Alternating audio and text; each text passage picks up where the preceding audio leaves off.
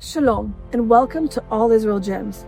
I'm Oriel, and I'm standing at one of Israel's most significant battle sites, Ammunition Hill, or as we call it in Hebrew, Givat HaTachmoshet. Behind me, you can see the preserved trenches where one of the fiercest battles of the Six-Day War took place, forever changing the course of Jerusalem's history. It's hard to imagine now, as I stand at this peaceful memorial site, that on June 6, 1967, these very trenches were the scene of brutal hand-to-hand combat that would help determine Israel's future. What makes this battle so significant wasn't just its military outcome, but what it represented in the larger picture of Israel's reunification of Jerusalem. Let me give you some context about the Six-Day War itself. By early June 1967, Israel faced existential threats from all sides. Egypt's president, Nasser, had mobilized forces in the Sinai Peninsula, expelled UN peacekeeping forces, and closed the Straits of Tiran to Israeli shipping, an act Israel considered a declaration of war. Meanwhile, Syria continually shelled Israeli communities from the Golan Heights, and Jordan had signed a defense pact with Egypt. On June 5th, with Arab armies massing on its borders, Israel launched a preemptive strike that destroyed most of Egypt's air force on the ground. Despite Israel's pleas for Jordan to stay out of the conflict, King Hussein joined the war, and Jordanian forces began shelling West Jerusalem. This decision would lead the battle we're standing at today. This hill, which appears modest in size, held tremendous strategic importance. Originally built by the British in the 1930s as an ammunition storage facility, it later became a heavily fortified Jordanian military post. From here, Jordanian forces controlled access to the Jerusalem-Ramallah Road and cut off the Israeli enclave on Mount Scopus, which housed Hebrew University and Hadassah Hospital. The Israeli 55th Paratroopers Brigade, specifically the 66th Battalion, was tasked with capturing this position. They expected to face about 60 Jordanian soldiers, but instead encountered a reinforced company of 150 well-entrenched troops. What followed was one of the most intense battles of the war. As I walk through these preserved trenches, I'm struck by how narrow they are, barely the width of a man's shoulders. The fighting here began at 2:30 in the morning and lasted for 4 grueling hours.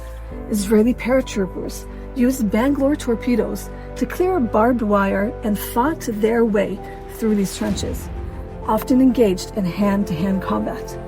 One of the most moving stories from this battle is that of Private Eta Nave, a 21-year-old machine gunner who provided crucial covering fire for his comrades, exposing himself to enemy fire.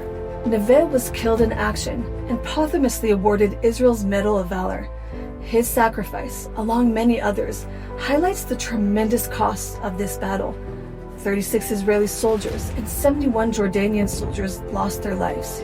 By 6:30 in the morning, the hill was captured, though Israeli forces remained pinned down by sniper fire from nearby positions for several more hours. The capture of Ammunition Hill allowed Israeli forces to reach Mount Scopus and ultimately advance towards the Old City of Jerusalem. The next day, on June 7th, the same paratroopers who fought here entered the Old City through the Lion's Gate. That's when their commander, Mordechai Mota Gur, uttered the historic words that still resonate today. The Temple Mount is in our hands, Har HaBayit Be'yadenu.